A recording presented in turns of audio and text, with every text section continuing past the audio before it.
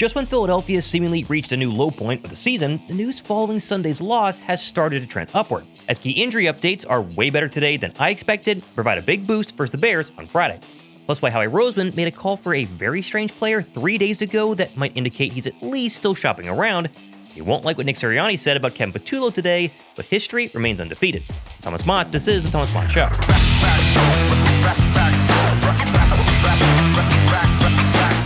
Every single time the Eagles' offense struggles in a game this season, which has been basically every single game this year except for that Giants win in Philadelphia, the entire following week is filled with hot takes, all 22 film breakdowns, and of course calls for certain coaches to be fired or demoted.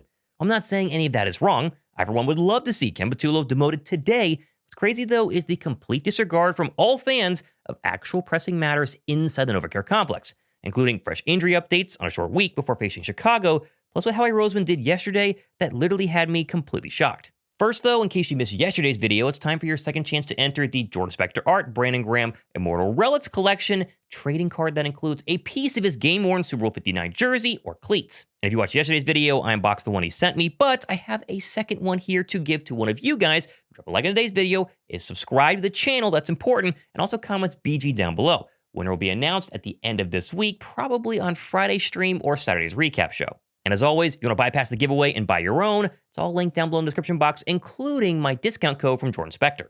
Now, if I was to tell you back during training camp that the Eagles' Black Friday matchup with the Bears could potentially be for a top 1 or 2 seed in the NFC, you'd have probably said that I was crazy. Yet here we are, as the once lowly Bears are riding a 4-game winning streak and currently hold the same exact record as our Birds. And the fact that their quarterback, Caleb Williams, is ripping the football down the field right now means the Eagles' injury news just 3 days before kickoff could not have come at a worse time.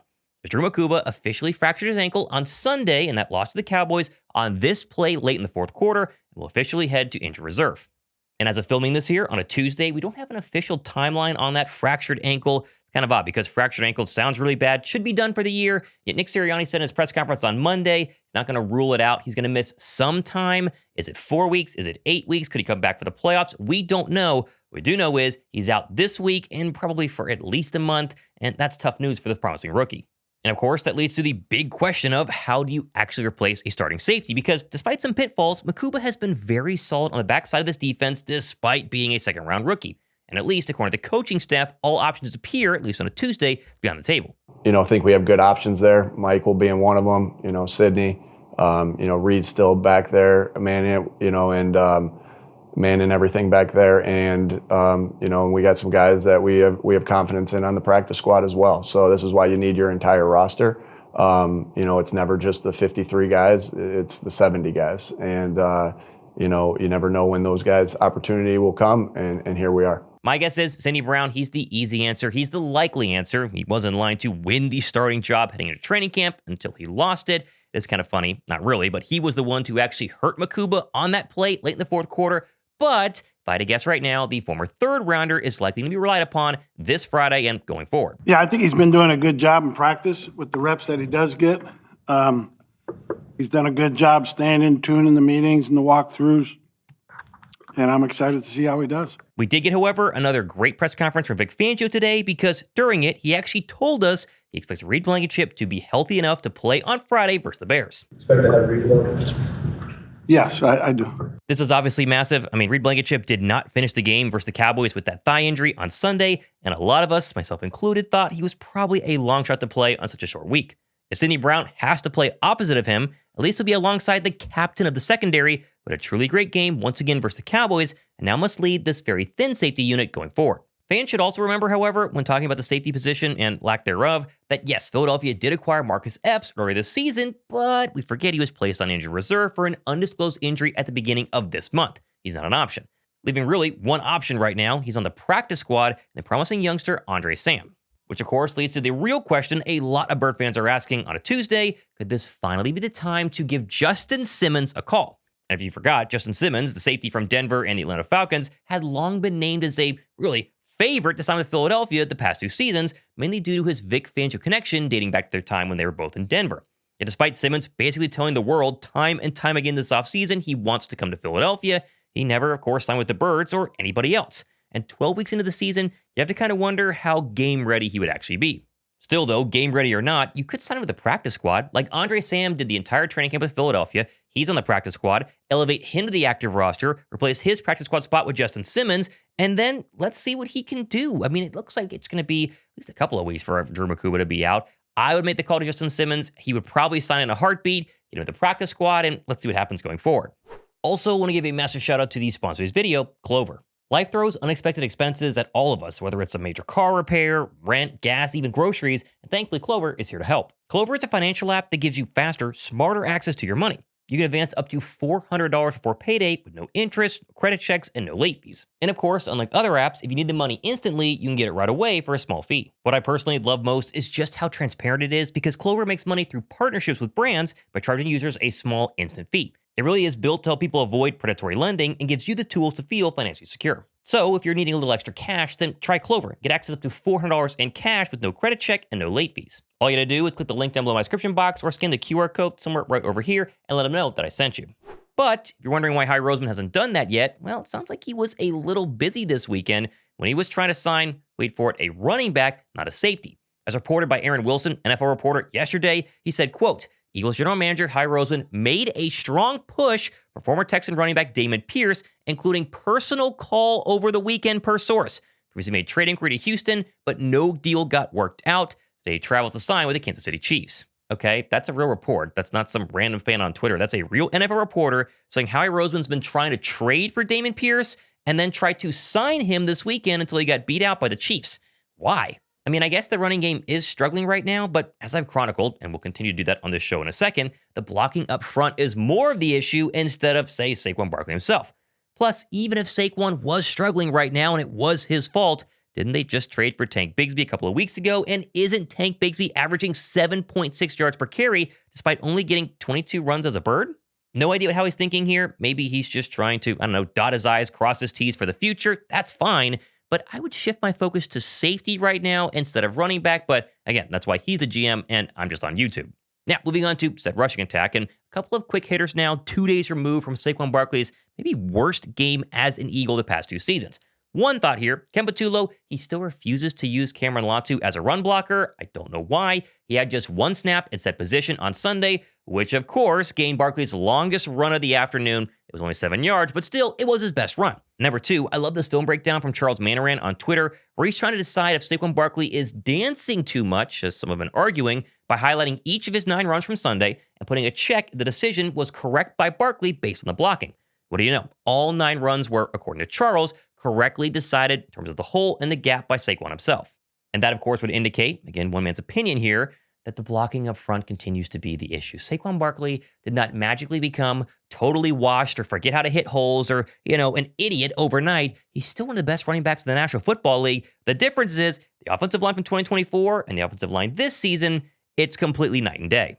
And I'll reiterate that once again with stats to defend Saquon because during his record-setting game, let's say last year versus the Rams, he averaged 3.81 yards before contact. On Sunday, his 9 carries versus the Cowboys, -1 yards before contact. Think about that for a second.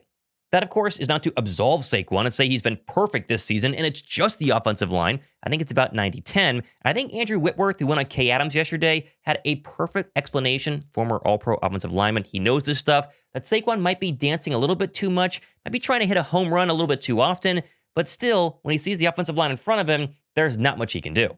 Because you just see some runs where he's slowing down in the hole and trying to look for those big spaces. And I think that to me gives the defense time to react a little bit. And also they've just at times not had it. You look at some of the injuries they've had up front. So I think what you're having happen is it's just a combination of the year of like, hey, we just continue to not be able to be all on the same page. It's one guy here, one guy there. And then there's some runs where we're looking for too much instead of just getting whatever's there in this run. And so I think to me, you get in those funks in the run game, but all it takes is one game that you get those explosives. But now here we are, we're 12 weeks in, and it just hasn't happened the way they hoped to. And all of this, no surprise here, of course, leads back to Kevin Patullo, his continued status as the play caller and architect of this floundering offense. And well, if you were like me yesterday and was begging Nick Sirianni to finally make a change, well, it sounds like that it's not going to happen anytime soon. Yeah, no, I haven't. And again, I think that it's never. I think we always are looking for answers. As coaches, we're always looking for answers, and we're never into assigning blame. It's just looking for answers. And I think what sometimes can happen is it's like, it's just this. Well, it's not just that. And it's every piece of the puzzle: coaching, playing, execution, scheme, everything. We got to be better in all of those aspects. And so yesterday, I thought Kevin did a good job of calling it. Obviously he's going to want plays back, just like every player and myself. We all want plays back. And so, and when you're going through it like that, that's what you're always looking at is, and it's never in football just one thing, even though you're always trying to find answers. So no, I haven't considered that. But it's not just Kevin Patullo's BFF Nick defending him. Listen to Eagles captain Jordan Mailata, who was on WIP last night, throw a lot of support behind the play caller. I just think he cops a lot of slack for no reason. I thought he put us in. I thought KP put us in positions multiple times to win that game. And what did we do as players? Not execute and penalties. So you can say all you want, fire KP, da-da-da. You got to put some blame on us players because we're out there playing. We're the ones who are crapping all over the place. Listen, I get it. Turnovers, penalties, those are things that Kevin Patullo is not in charge of, even though he technically is the coordinator, and so maybe he could do some stuff to help eliminate pre-snap penalties. We'll talk about that. Jordan Mailata's word obviously means something, but still, even if you take away the penalties and you take away the fumbles, the play calling continues to be an issue. I have eyes, you have eyes, we all see it. Plus, can we just acknowledge that being disciplined starts with coaching? I mean, we're now, 6 games into 2025 with 8+ penalties per game. That's a massive, massive problem. And a lot of those pre-snap penalties might be amplified by the fact that the Birds' play clock operation, again, it's just running through Kevin Patullo, as highlighted in this tweet from Eagles Eric, is a massive problem. As Hurts usually gets to the line with less than 10 seconds left, giving very little time to make adjustments or even go with the hard count most times, likely resulting in a lot of those false starts. But I do think there are 2 very important things to point out, at least regarding the current state of KP and beyond. One, this is a big factor, Jalen Hurts is at least still playing very good football and did so, at least according to the passing chart from Sunday, which includes a lot of over-the-middle of throws. Finally, according to PFF, Hurts remains towards the top of the league when it comes to efficiency per play through the first 12 weeks. And so there is an argument that despite bad play calling, if you get less penalties, less turnovers, they win that game on Sunday. That seems very, very clear. But also maybe the Giants game, maybe, of course, the Broncos game, who knows? At least they're playing well on offense from a quarterback perspective. Not to say Jalen Hurts is balling out there, but he's not making mistakes, and he's definitely taking what the defense gives him time and time again. However, all that being said, imagine what Jalen Hurts would look like in an offense that actually opens it up and lets him throw the football down the field.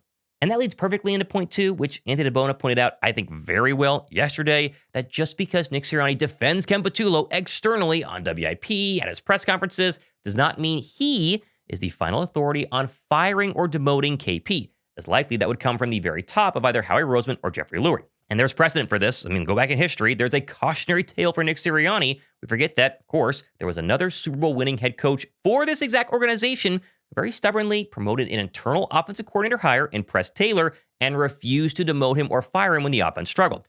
That decision from Doug Peterson eventually, this is not confirmed, but the rumors are out there, cost him his job just 3 seasons after his heroic, incredible Super Bowl win in 2017. And I've seen tons of people echo that sentiment. This is Press Taylor all over again. They got to demote him. The Raiders just fired Chip Kelly. Brian Dable's gone from the Giants, but there's still one big factor, at least right now. They're still technically winning, despite Sunday. They still have a winning record right now. And until that stops, I think Kevin Patullo is going to remain the offensive coordinator. Like, let's just say the Eagles somehow lose on Friday to the Bears, and then they look bad in a possible loss to the Chargers and Raiders. Yes, obviously, if that were to happen, Kevin Patullo, he's going to be gone. Do we forget the most recent demotion in 2023 when we all hated Sean Desai for like 13 straight weeks, and yet they were winning, they beat the Bills, and he wasn't going to get fired? Then, again, a couple of weeks later, they got 42 points to San Francisco and 33 to Dallas, both in losing efforts. Sean Desai was immediately axed. I'd expect the same for KP if the losing were to continue. But hey, at least for now, how about just enjoy Nick Sirianni, sarcasm here, going on WIP and telling all us Eagle fans to relax. The offense is obviously evolving, even if you and I don't see it. We're constantly trying to evolve. Our offense looks different than it did in 21, 22, 23, 24. You know, every year is different. That doesn't mean you don't have base things that you go back to, that you can operate, that we've been running for the last 5 years. Because again, we have had a lot of success, but again, we're not playing or coaching up to the standard of what we've set here on the offensive side of the ball. So you're always trying to evolve. Now, of course, moving on to moves that could actually happen this week because they're not firing KP just yet. Let's talk about Xavier Gibson, whose boneheaded punt return on Sunday, and again, the fumble here, caused his career fumble number to jump to 12 in 32% of his career touches. I honestly think Gibson's been pretty good this year. I think he's been fine, but the fumbles are definitely concerning and a major factor in that game, even though the defense held. Especially when the Eagles have the former 2023 elite punt returner in Britton Covey. He's waiting on the bench. He's on the practice squad. One thing Covey for sure as heck does not do is fumble. I think he would at least be worth a little look. The other key factor here is that the Bear defense, it's not very good. If you were to talk about a defense that could maybe help open up the Bird offense and get them back on track, Chicago's would be very much up there on the list of, yeah, I want to play them. Yes, they have won a lot, and yes, they have converted a lot of turnovers, but what's one thing Jalen Hurts and Kevin Patullo's offense doesn't do? They don't turn the football over, except for Sunday versus the Cowboys. So we'll talk about this more in the preview video, as I mentioned, but Chicago could, I should say, let's hope, be just what the doctor ordered for the Birds in a couple of days. Now, of course, plenty more stuff happening the next couple of days and weeks. Hope you guys have some safe traveling for Thanksgiving. I will be home because we have a brand new baby. We're not going to travel with a 3-week-old, which means might as well work. We'll spend time with the family, of course, but we're going to do one more video before the Friday game. We'll also stream the Friday game. It's going to be a bunch of fun. Also, make sure, get in on this relic giveaway from Jordan Spector. This card, which you see up above me, that's mine over there, a piece of Brandon Graham's game-worn jersey. Doesn't get any better than that, or his cleats. It's a total random pick of the draw, whether you get assigned one or not too. I have not opened this one up, so I don't know, but it's going to be yours. We're going to give it away later this week. Comment BG down below and be subscribed. Going to be a bunch of fun. Huge shout out to Jordan Spector. Very, very cool giveaway to do here on the channel. I'm Thomas Mott, hanging out here on a Tuesday. Are we positive? Are we negative? Somewhere in between? We'll see. This has been the Thomas Mott Show.